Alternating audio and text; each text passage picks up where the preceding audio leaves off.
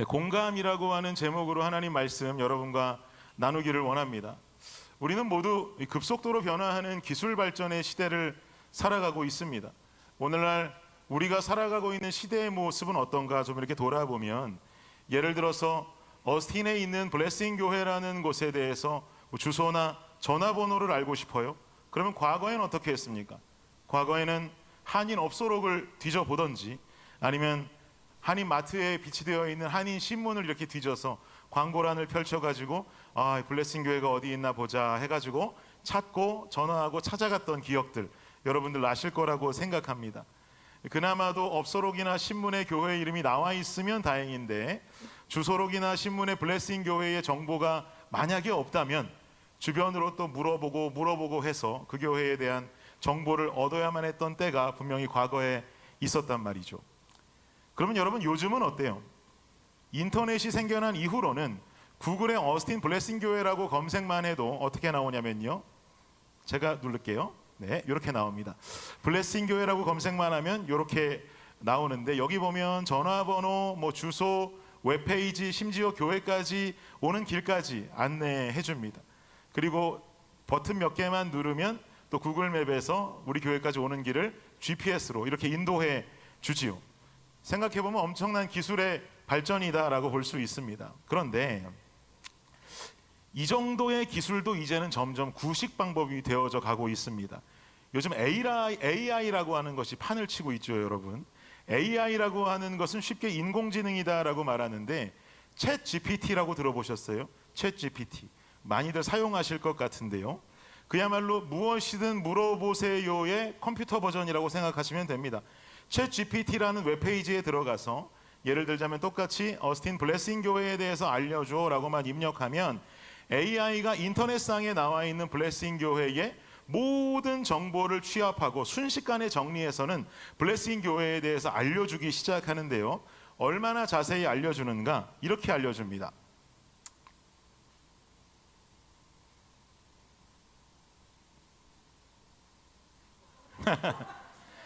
어스틴 블레싱 교회는 텍사스 어스틴 지역에 위치한 한인 교회로 다음 세대와 도시, 열방을 향한 복음적 비전을 품고 사역하는 공동체입니다. 블레싱 교회는 Bless the Next Generations, Bless the City, Bless the Nations라는 세 가지 핵심 비전을 중심으로 사역합니다.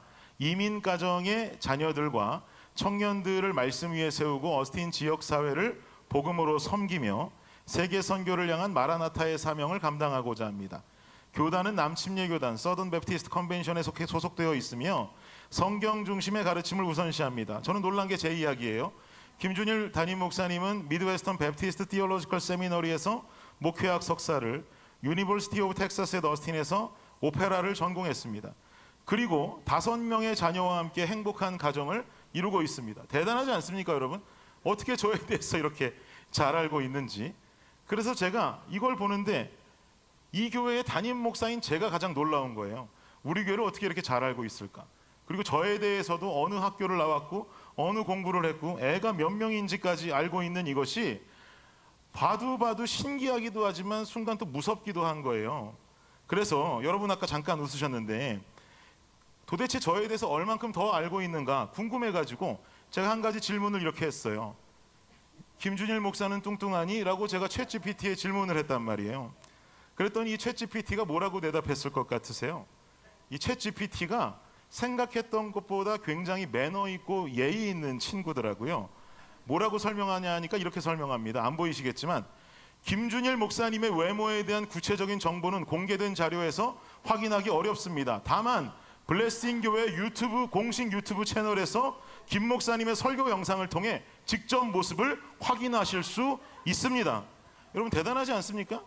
네가 직접 네 눈으로 확인해라 이 말이죠. 뚱뚱한지 날씬한지 나는 그거 모르겠고, 그리고 밑에 있는 우리 교회의 설교요 영상은 제가 붙여둔 게 아니고요, 실제로 챗 GPT에서 우리 교회 설교 영상이라고 제공을 한 거예요. 플레이 버튼만 누르면 제가 큰지 작은지 뚱뚱한지 말랐는지 제가 나와서 설교를 하니 저것 보고 확인해라 라고 하면서 아예 영상까지 제공을 해주는 것입니다. 너무 대단하죠. 야, 이거 우리가 살아가고 있는 세상이 정말 신기한 세상이구나, 많은 것이 발전한 세상이구나 라는 것을 느낄 수가 있었습니다. 그런데 제가 오늘 이 설교를 준비하면서 아주 흥미로운 기사 하나를 접하게 됐는데요. 2달 전에 한국언론진흥재단 미디어연구센터가 생성형 AI 관련 설문조사를 대상자 1000명을 데리고 실시했다고 그럽니다. 근데 1000명 중에 60.3%, 600명이 넘는 사람일까요? 60.3%의 사람들이 말하기를 뭐라고 대답했느냐 하니까 나는 AI와의 대화에서 위로와 격려를 받을 때가 있다라고 대답했다는 거예요. AI와의 대화에서 위로와 격려를 받을 때가 있다.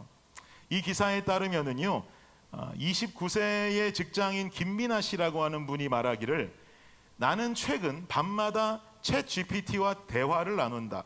퇴근 후에 쌓인 복잡한 감정, 대인관계에 따른 피로감, 가족에게 말 못할 고민까지 AI에게 모두 털어놓는다.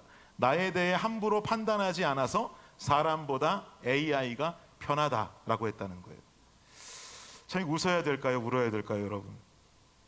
이 글을 보면서 그야말로 우리가 살고 있는 이 세상은 기술 발전한 거 참 좋고 여러 가지로 좋지만 이 세상은 위로와 격려가 필요한 정말 억울하고 슬픈 사람들이 점점 늘어나고 있구나라는 것을 느낄 수가 있었고요. 그런데 너무나 안타까운 건 이들에게 위로와 격려를 주고 있는 상대는 살아있는 인간이 아니라 인공지능 AI라고 하는 사실이 놀라우면서도 동시에 너무나도 마음을 슬프게 만들었습니다.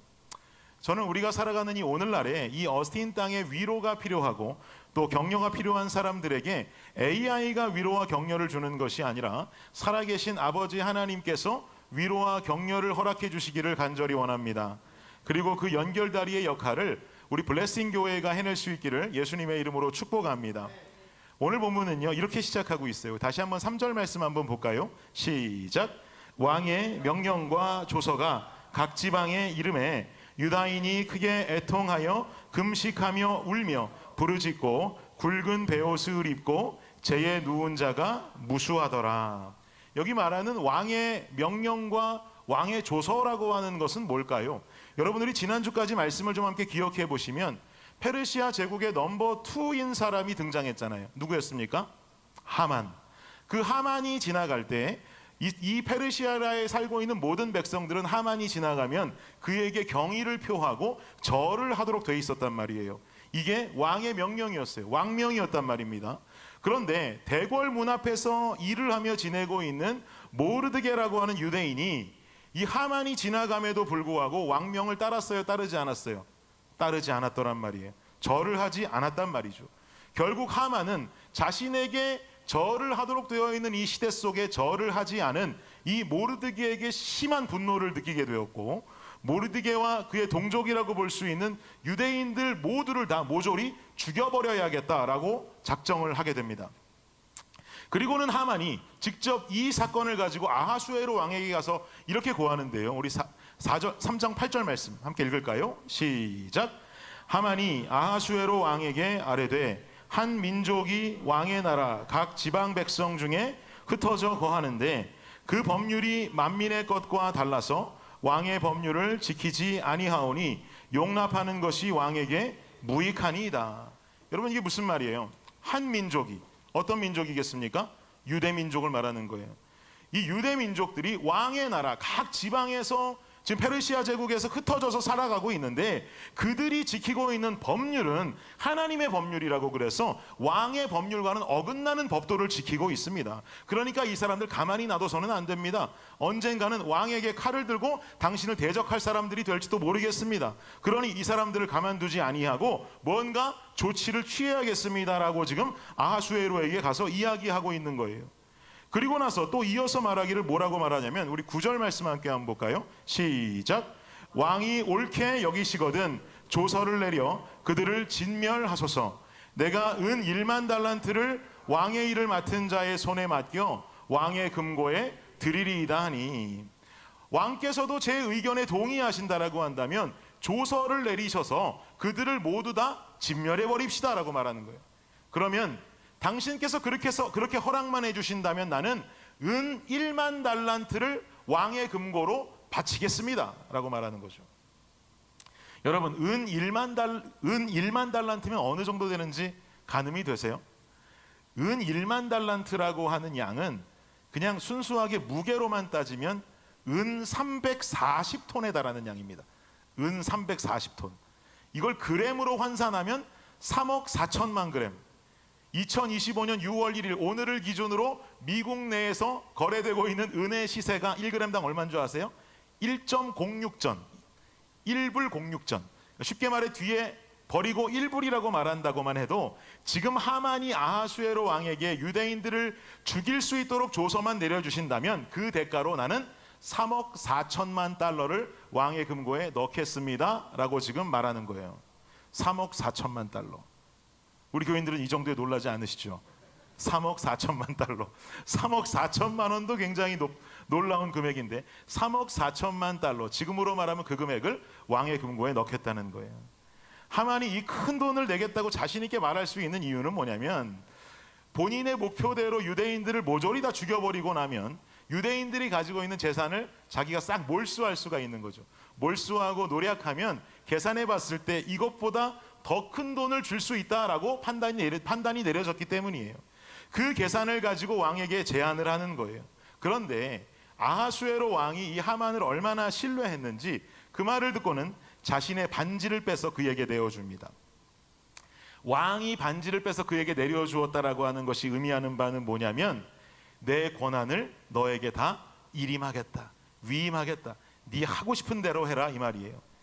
네가 나의 권한을 가지고 원하는 대로 일을 진행해라. 그리고 사실 나는 그 큰 금액의 은이 필요가 없다. 내게 줄 필요 없다. 그냥 그 은과 상관없이 네가 하고 싶은 대로 그 일을 해라. 그 민족을 진멸해라 라고 하는 모든 권한을 그에게 위임하고 있는 것이죠.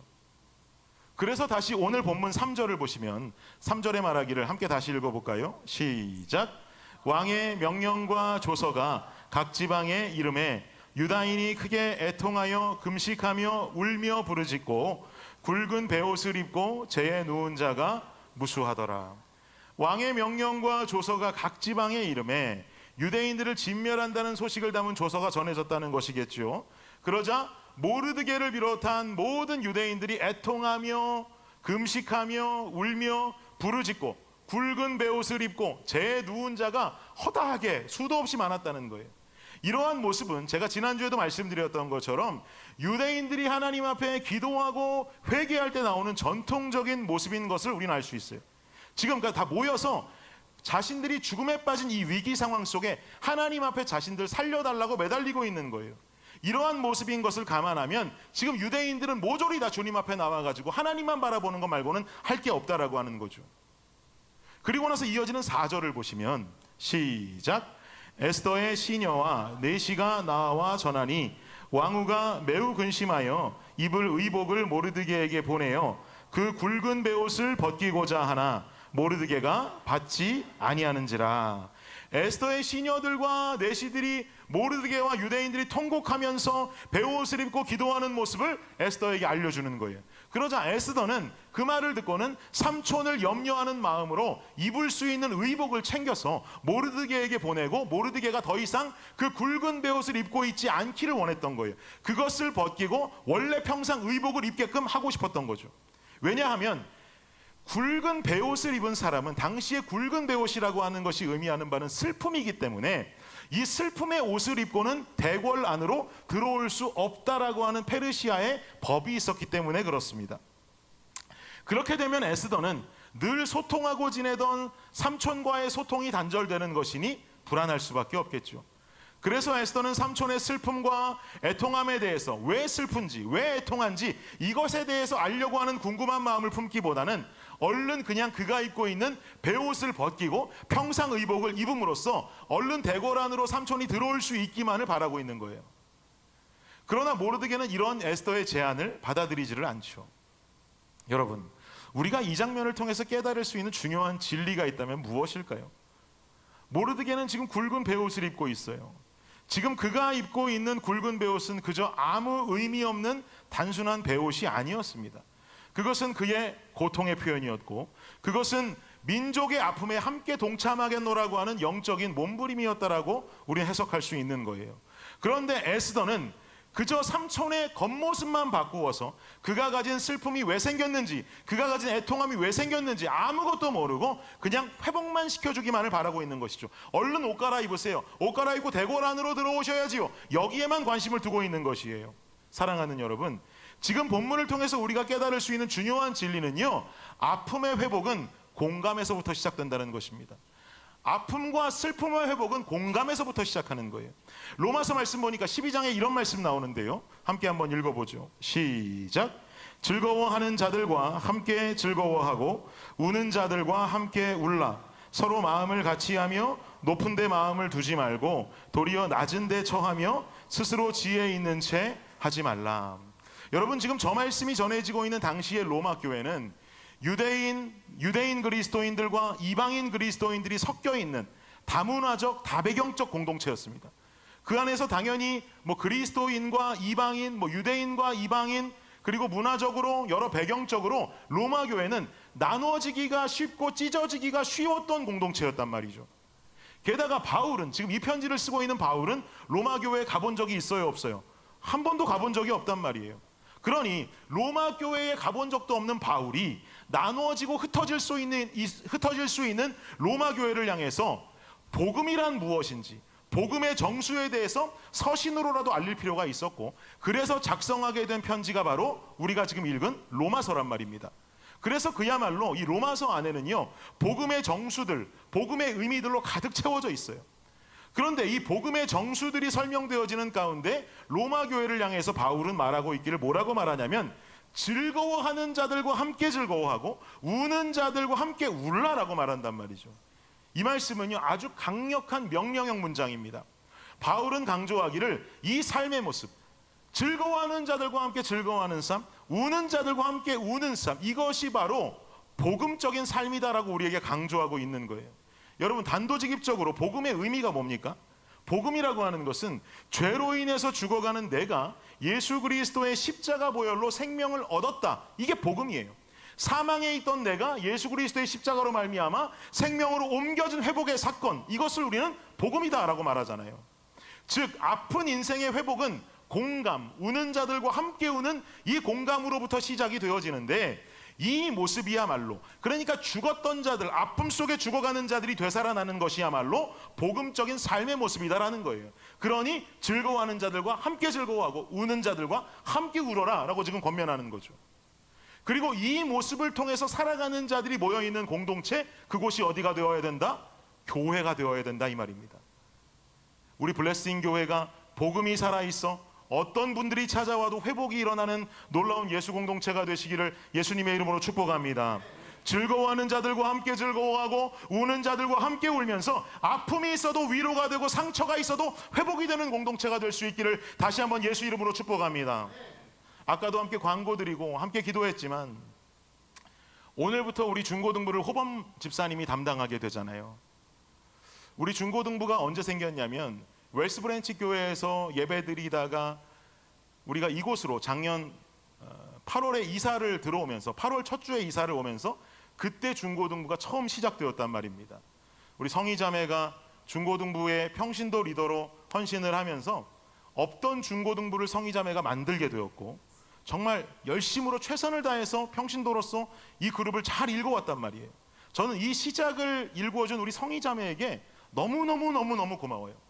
그런데 안타까운 건, 얼마 전에 우리 성희자매가 병원의 근무 일정으로 인해서 중고등부를 할 수 없이 내려놓게 되었어요. 그 소식을 듣는데 제가 성희자매한테 표현을 못해도 마음속에 걱정이 가득한 거예요. 야, 이거 중고등부 어떻게 하나?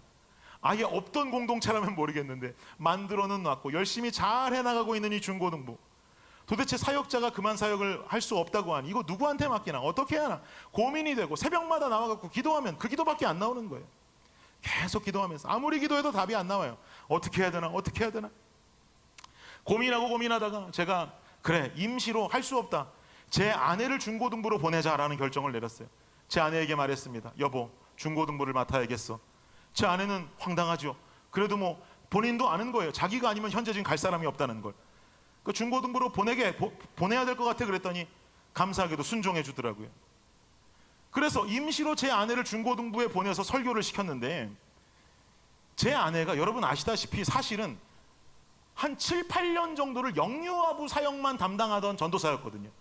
영유아부만 7, 8년 동안 담당하면서 거기서만 설교를 해오던 사역자였다 보니까 중고등부 설교를 한두 차례 우리 열매가 듣고 와서는 저한테 말을 하는데, 제가 물어봤어요. 열매야, 엄마 설교 잘해? 물어봤더니 우리 열매가 말하기를 엄마가 중고등부에서 설교를 하는 톤이 영아부 설교 톤으로 설교를 한다는 거예요. 여러분 한 주간 잘 지냈어요? 이러면서 설교를 한다는, 중고등학생들 아무래도 뭘 해도 반응이 없는 애들한테 가가지고 또 그 다음 주에도 여러분 잘 지냈어요? 몇 주 하다가 안 되면 포기할 만도 한데 그 다음 주에도 가서 여러분, 그 말을 듣는데 답답한 거예요. 야, 이거 어떻게 해야 되냐, 어떻게 해야 되냐. 바꾸라고 그럴 수 있습니까? 7년 8년을 여러분만 하면서 산 사람한테 그렇게 하지 말고 중고등학생 대하듯이 설교하라고 한다면 제 아내가 할 수가 있겠냐고요. 와, 이거 어떻게 하나, 어떻게 하나, 야, 이거 어떻게 하나 고민하고 있는데 갑자기 우리 호범 집사님이, 목사님 제가 신학교를 갈게요 그러는 거예요. 자기가 신학교를 가겠다는 거예요. 원래 호범 집사님이 예전부터 중고등부 또래 아이들과 또 선교의 소망을 갖고 있는 분이라는 거 제가 잘 알고 있었거든요. 근데 자기가 상황들을 계속 봐오면서, 그리고 이 교회에 와서 은혜 받고 하면서 더 이상은 안 되겠다는 거예요. 본인이 신학교 가서 공부하고 사모님 얼른 내리시고 자기가 들어가서 중고등부 담당하겠다는 거예요. 2, 3년 감당해야겠다는 거예요. 그래서 지금 신학교에도 어플라이가 거의 다 끝난 상태입니다. 제가 지난주에 추천서까지 써서 다 보내줬어요. 그래서 오늘부터 우리 호범 집사님이 블레싱 유스를 담당해서 거기 가서 설교하고 아이들과 교제하고 하는데요, 저는 호범 집사님이 이 시작을 하는 이 시점에 너무 기대가 됩니다. 왜 기대가 되는지 아십니까? 우리 호범 집사 본인이 본인 중고등학생 시절에 심히 방황하셨거든요. 엄청난 방황을 했습니다. 제가 여러분 장담하건대 우리 교회 중고등학생들이 오늘부터 하루 24시간 중에 매일매일 20시간씩 꾸준히 놀고 꾸준히 방황을 한다 해도 정호범을 따라갈 수 없어요. 그 정도입니다. 여러분 상상 그 이상이에요. 그냥 그 중고등부 방황의 끝판왕이라고 보시면 돼요. 목사님 너무 심하게 말씀하시는 거 아닌가? 제가 어제 전화해서 허락받고 말하는 겁니다. 어제 전화해가지고 우리 호범 집사님한테 중고등부 때 방황했던 얘기 해도 돼요? 그랬더니 목사님 중고등부가 아니라 청년 때까지 쭉 방황이에요 나는, 그러더라고요. 마음대로 이야기하셔도 된대요. 그래서 저는 이 호범 집사님이 해나가는 중고등부 사역이 너무 기대되는 거예요. 정호범이 아니라 인생을 알고 나면 정방황이에요. 그래서 저는 오늘부터 미국 내에 있는 모든 유스 사역자들은 전체가 다 긴장해야 된다고 생각해요. 왜요? 진짜가 나타났어요. 어스틴에 진짜가 나타났어요. 여러분 근데 생각해 보세요. 우리 호범 집사님이 어렸던 그 시절 미국 땅에 와가지고 경험했던 방황이 없었다면, 그 넘어짐이 없었다면 중고등부 아이들을 향한 열정과 소망이 그 마음 가운데 품어졌을까요? 그 시절에 그가 겪었던 방황과 아픔, 넘어짐의 순간까지도 결국은 하나님께서 동일한 환경을 살아가는 다음 세대들을 위해서 사용하시더라는 거예요. 우리는요 보통 인생을 살아가면서 보통 아픔은 감추고 싶어하고 실패는 잊고 싶어해요. 하지만 하나님은 우리가 감추고 싶어하는 그 아픔과 우리가 잊고 싶어하는 그 실패조차도 다 들어서 우리 인생의 전체 이야기를 하나님 나라를 위해서 사용하신다라는 것입니다. 그리고 이 이야기를 통해서 넘어지는 누군가를 일으키시는 것이죠. 호범 간사를 통해, 호범 집사님을 통해 동일한 환경과 나이를 살아가며 방황하고 넘어지는 그 영혼들, 혹 방황하고 앞으로 넘어질 수 있는 그 영혼들을 우리 호범 집사님이 가서 과거의 어떤 본인들의 기억으로, 본인의 기억으로 방황을 함께 공감하고 회복하고 일으키는 역사가 저는 우리 중고등부 가운데에서 일어날 줄을 확신합니다.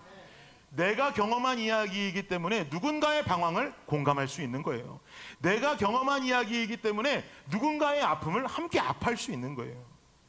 여러분 삶을 돌아보세요. 여러분이 삶을 살아오시면서 겪어보신 어떤 아픔의 스토리들이 있으십니까? 여러분들이 삶을 살아오시면서 겪으신 어떤 슬픔의 이야기들이 있습니까? 어떤 슬픔과 어떤 아픔과 어떤 넘어짐의 이야기들이 여러분 인생을 채우고 있습니까? 내 인생에 만난 슬픔과 아픔의 순간들, 그 어느 것 하나 쓸모없는 이야기는 한 가지도 없는 줄을 믿습니다. 주님이 그 인생 또한 그렇게 허락하신 것인데 어떻게 그 인생이 넘어졌다고, 실패했다고, 슬프다고, 아프다고 쓸모없는 시간이요 쓸모없는 인생이라고 누가 자신 있게 말할 수가 있겠어요? 때로는 육신이 아파서 아픈 인생을 오랫동안 살아본 사람은 그 시간이 헛된 시간이 아니라 그 시간으로 하여금 공동체 안에서 또 다른 육신이 아파서 신음하는 그 영혼과 공감하고 그 영혼을 일으키는 도구로 사용되어져야 하는 것이죠. 또 어떤 사람은 직장에서 어려움을 겪으며 아픔과 상처 속에 살아온 어떤 사람은 그 시간이 헛된 시간으로 버려지는 것이 아니라 그 시간으로 하여금 공동체 안에 직장에서 힘들어하는 영혼들과 공감하고 그 영혼을 일으키는 도구로 사용되어져야 하는 것이죠. 또 이민 생활의 힘든 경험을 오랫동안 해온 사람, 신분의 문제, 직장의 문제로 이민 생활의 힘든 경험들을 오랫동안 해온 사람은 그 시간이 헛된 시간이 아니라 그 시간으로 하여금 자신과 동일하게 이민 생활의 힘든 경험을 하고 있는 그 영혼과 공감하고 그 영혼을 일으키는 도구로 사용되어져야 할 줄을 믿습니다. 오늘은 말씀을 들으시면서 여러분 한번 기억해 보세요. 내 인생에 기뻤던 환희에 찬 그 순간보다 아팠던 순간 언제일까? 힘들었던 순간 언제일까? 넘어졌던 그 순간, 너무 어려웠던 광야의 순간들을 떠올려 보세요. 그리고 나와 비슷한 어려움을 겪는 누군가를 만났을 때 여러분, 에이 나도 그 일 겪어봤어요. 그 시간 흐르면 다 지나가요. 문제도 아니야. 이런 공감 없는 이야기를 하는 사람들이 아니라, 집사님 나도 비슷한 시기 겪었는데 그 시간 너무 힘들죠. 너무 아프지요. 돌아보고 나니까 우리가 붙들 분은 우리 주님밖에 없더라고. 나 앞으로 기도할게요. 집사님 위해서 기도할게요. 힘내세요. 공감하면서 실제로 그 영혼을 위해서 기도할 수 있는 여러분 되시기를 축복합니다. 지난 주간 제가 우리 교인들한테 새벽 예배 작정하시라고, 목요 집회 작정하시라고 그랬더니 우리 성도님들 얼마나 감사한지 많은 분들이 새벽 예배 나오셨어요. 목요 집회도 나오시고 그 시간들을 통해서 나 자신은 훈련이 되어지고 성장하고 성숙하고 또 공감과 회복이 필요한 영혼을 위해서 그 시간을 통해 기도하면서 그 상한 영혼을 일으켜 세울 수 있는 우리 블레싱 성도님들 되시기를 다시 한번 예수님 이름으로 축복합니다. 이렇게 우리가 함께 공동체를 세워간다면 내 인생의 그 어떤 아프고 힘들었던 순간들도 헛된 것 없는 것이죠. 헛된 것이 아니라 오히려 한 사람을 살리는 소생의 재료로 사용되는 것입니다. 사랑하는 여러분, 회복은 공감에서부터 시작되고요. 공감은 상대를 긍휼히 여기는 마음으로부터 비롯되는데, 그 긍휼함은 그 사람의 아픈 인생의 모습이 과거 내가 살아왔던 나의 모습으로 보여질 때 진정한 긍휼함이 싹트게 되는 것입니다. 그리고 진심을 담아 그 영혼을 살려내는 것, 죽이는 것이 아니라 그 살려내는 것, 이것이 복음적 성도의 삶을 살아가는 모습이요 복음이 기반된 교회의 모습이 되는 것입니다.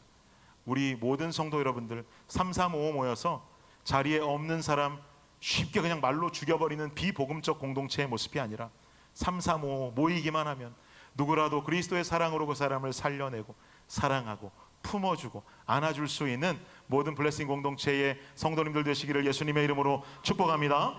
결론을 맺겠습니다. 우리 교회가 개척한 지도 이제 1년 8개월째 접어들고 있습니다. 꽤 긴 시간 지난 것 같았는데 지나보고 나니까 이제 1년 8개월 되었더라고요. 10월 8일이 되면 이제 우리 교회 개척한 지 2주년이 되죠. 작년 10월 8일은 1주년이어서 1주년 때는 큰 행사 없이 그저 그렇게 지나갔지만 이번 2주년 때는 이렇게 좀 생각해 보면서 우리 교회도 정말 좋은 강사 목사님 한 분 모시고 성도들이 또 그 목사님 통해서 은혜의 말씀을 듣고 또 새로운 또 3년째를 결단할 수 있는 집회 한번 열면 어떨까라는 고민이 제게 생겼어요. 그래서 제가 고민하면서 어떤 목사님을 강사로 모시면 좋을까, 어떤 목사님 모시면 우리에게 가장 적합한 말씀 전해주실까라고 제가 고민을 하는데요. 여러 가지 조건들이 좀 제 마음속에 떠오르더라고요. 첫 번째는 미국에서 사역하시는 분이면 좋겠다. 그래야 이민교회를 이해하실 수가 있겠지. 미국에서 사역하시는 목사님, 이게 첫 번째.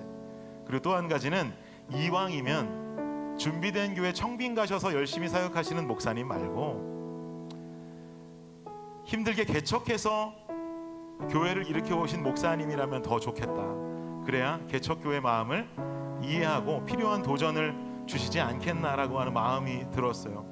그 마음을 가지고 이렇게 떠올리고 생각해 보니까 미국 내에서 떠오르는 목사님들이 없더라고요. 근데 한 분이 떠올랐는데 얼마 전에 제가 그 CTS 새롭게 하소서에 출연하신 그 아틀란타 베델 교회라고 하는 교회의 이혜진 목사님이 딱 떠올랐어요. 아틀란타에서 베델 교회를 직접 개척하셔서 지금은 아틀란타에서 얘기 들어보니까 가장 규모 있는 교회로 성장한 교회더라고요. 엄청난 부흥을 이루었습니다.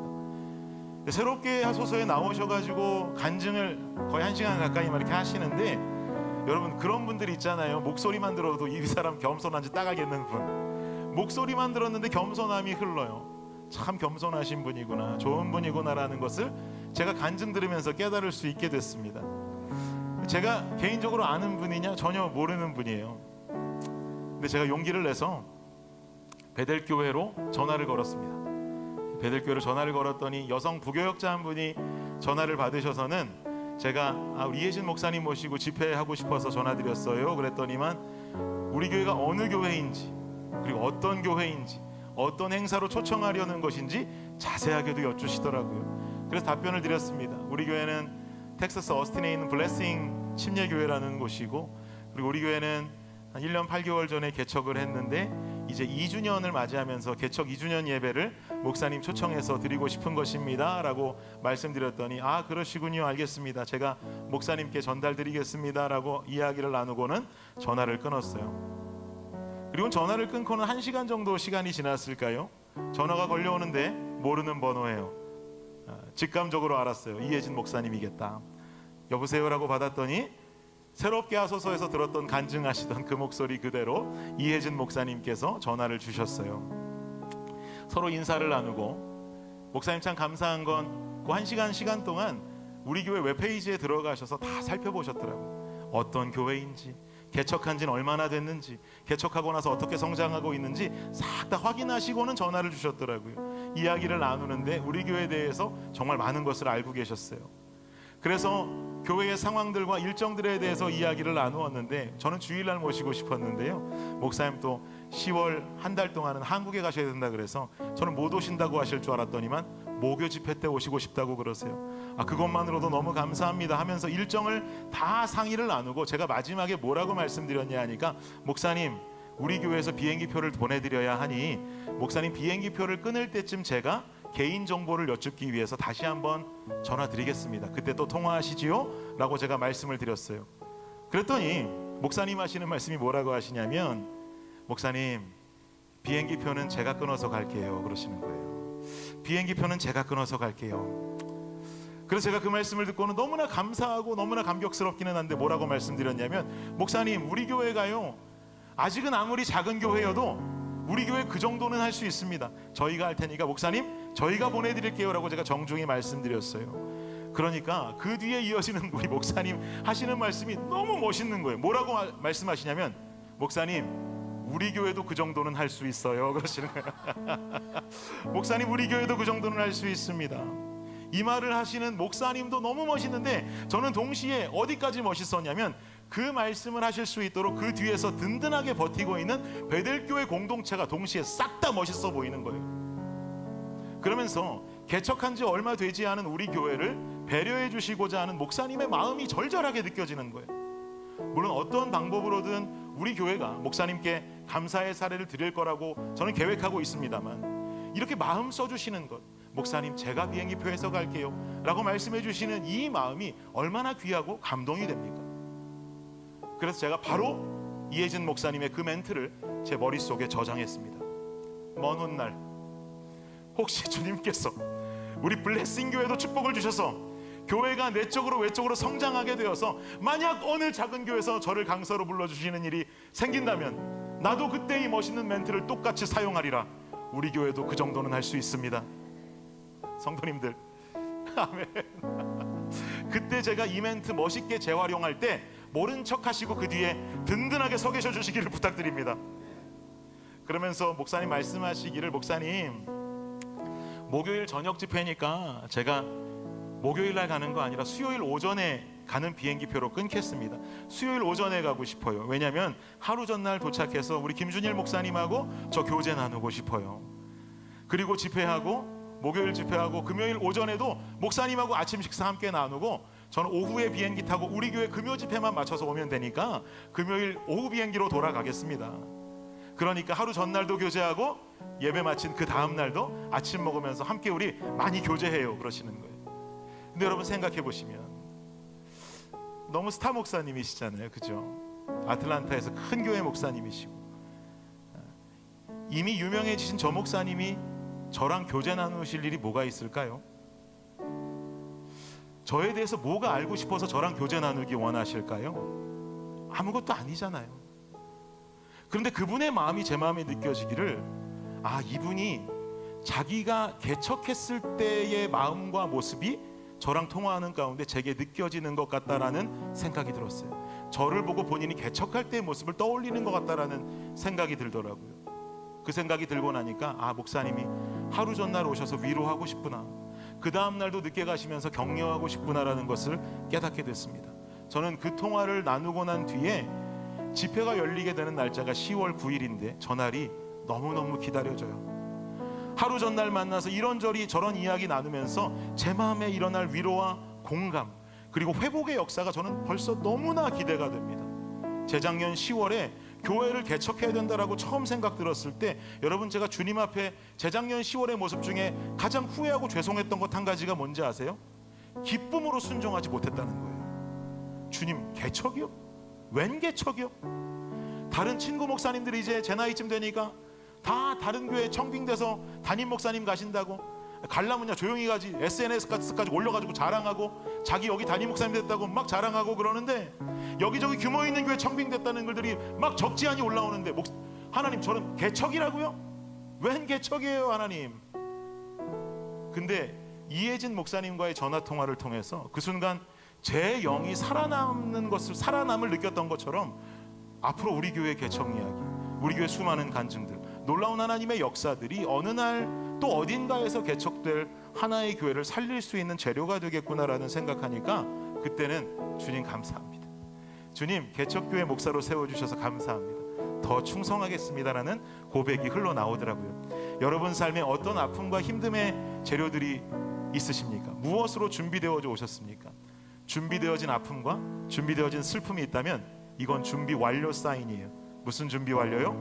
사람 살릴 준비 완료, 영혼 회복할 준비 완료의 상태가 된 줄 믿습니다. 이제 그들과 공감하는 거예요. 그들의 아픔을 들어주고 나누어주고 나도 나누고 하면서 그들을 회복시킴으로써 복음적 삶을 살아가는 저와 여러분, 우리 블레싱 교회가 되기를 예수님의 이름으로 축복합니다. 이 시간 우리 함께 찬양하며 결단의 시간 갖도록 하죠.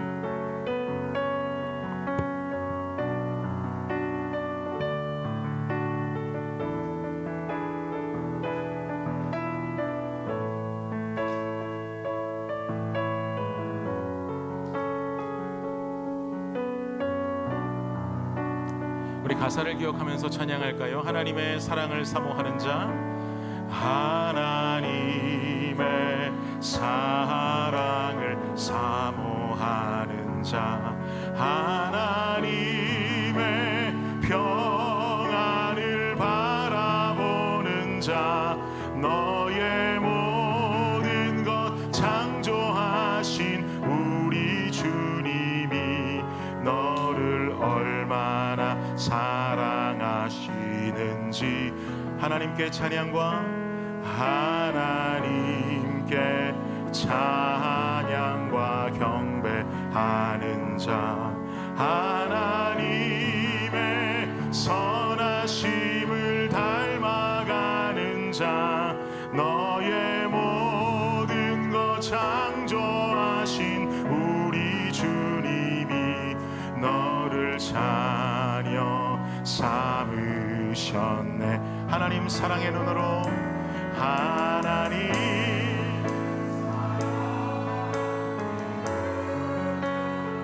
너를 어느 때나 하나님 인자한 그 귀로서, 하나님 인자한 귀로서 언제나 너에게 기울이시니, 어둠의 밝은 빛을 비춰주시고 너의 자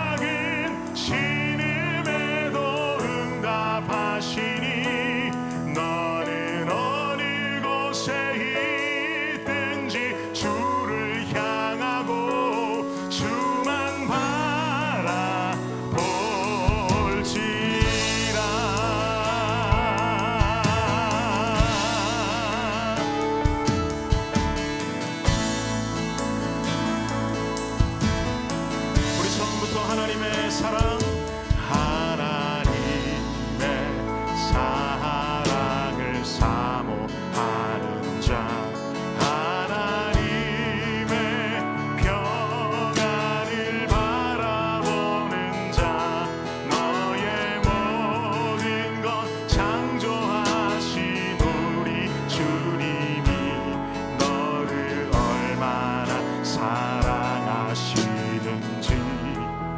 하나님께 찬양과 경배하는 자 하나님의 선하심을 닮아가는 자 너의 모든 것 창조하신 우리 주님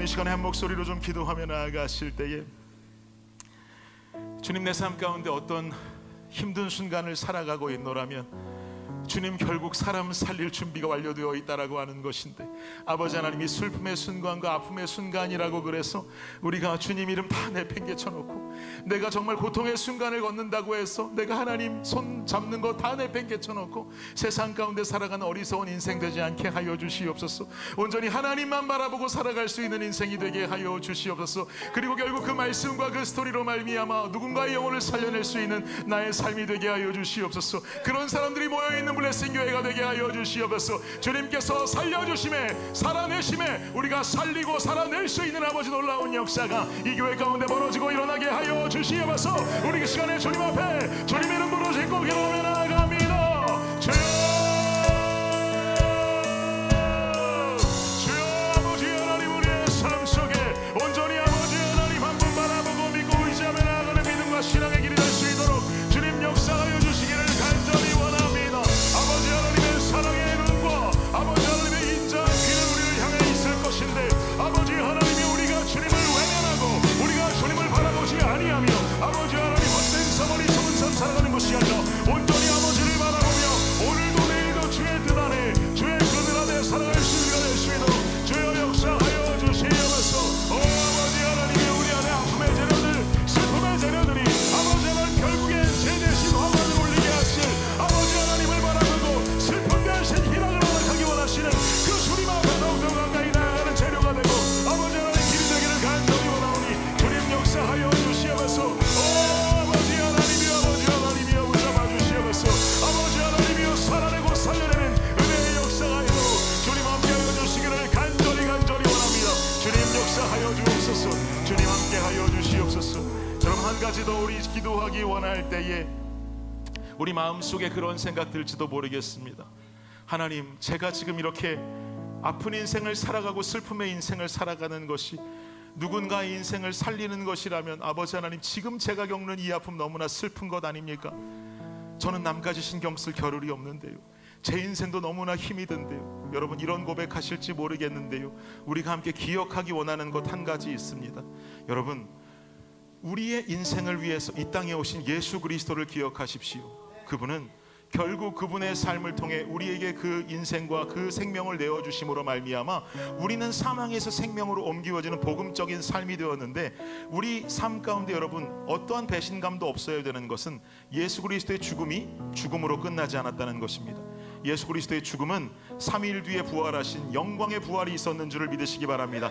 결국 나의 죽음과 나의 인생의 스토리로 누군가가 살아날 수 있다면, 사망에서 생명으로 옮겨지는 귀한 브리지 역할을 내가 해나갈 수 있다면, 결국 그 삶의 모습은 나 자신이 살아나는, 나 자신이 부활하는 올바른 진리의 영인 줄을 믿습니다. 이 시간에 함께 기도하며 나아가실 때, 그렇습니다 주님, 나도 살아나게 하여 주옵소서. 내가 누군가와 공감하고 그를 살려내매 아버지께서 함께 하심으로 말미암아 내 영이 동시에 살아나게 하여 주옵소서. 내가 부활하게 하여 주옵소서. 내가 생명 가운데 거하는 인생이 되게 하여 주시옵소서. 이 시간 다시 한번 주님 이름 부르짖고 기도하며 나아갑니다. 주여,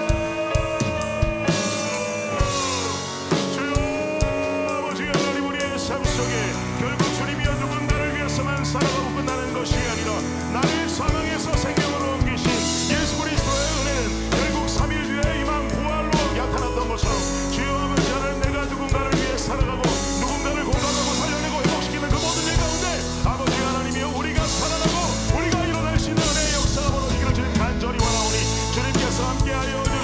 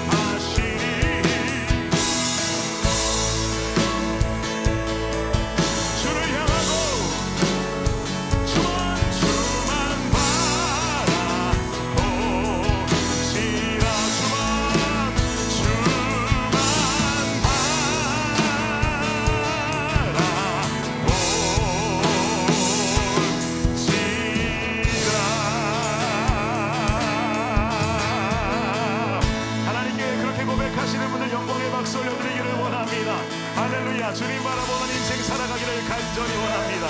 주님 영광 받아 주시옵소서. 아멘. 자리에서 모두 일어나셔서 우리 마지막으로 함께 주님 기쁨으로 찬양하며 예배 마무리하겠습니다.